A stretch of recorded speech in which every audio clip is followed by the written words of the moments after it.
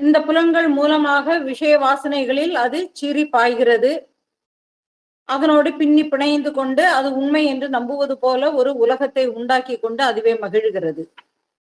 எப்படி மகிழ்கிறது? இன்பத்தை துன்பமாகவும் துன்பத்தை இன்பமாகவும் நினைத்து அதிலேயே அது மகிழ்ந்து கொண்டிருக்கிறது.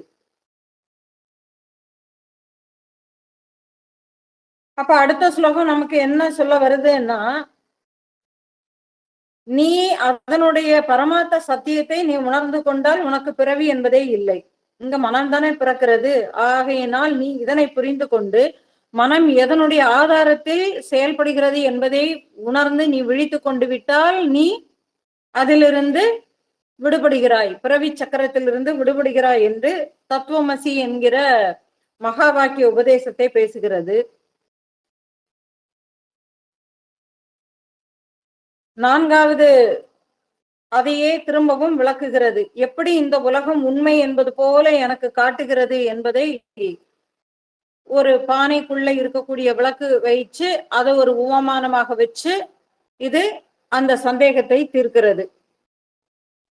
துவாரங்களின் வழியாக எவ்வாறு அந்த தீபம் என்பது பிரகாசிக்கிறதோ அதுபோல இங்கே புலன்கள் வழியாக இந்த ஆன்மா அந்த இருக்கக்கூடிய தூய இருப்பினுடைய அந்த அதிஷ்டானம் இந்த புலன்கள் வழியாக வெளியில் பாய்ந்து விஷயங்களை கிரகிக்கிறது. அப்ப வாஸ்தவத்தில் இங்கே கிரகிப்பது என்பது எதுதான்? சித்தமேதான். எந்த அறிவு வெளிப்படுகிறதோ அந்த அறிவுக்கு தான் எல்லாமே. அப்ப மனம்தான் இங்கே வெளிப்படும் அறிவாக இருப்பதினால் மனத்தை நாம இங்க வச்சு பேசுறோம். மனம் இல்லை என்றால் வேற எதையும் அறிய முடியாது என்பதனால் நாம இங்க மனசை வச்சு பேசுறோம். அப்ப அதுக்கு அடுத்த ஸ்லோகம் நமக்கு என்ன சொல்லிட்டுன்னா, அனாத்மா விஷயங்களில் இருந்து நாமை பிரித்து காட்டியது.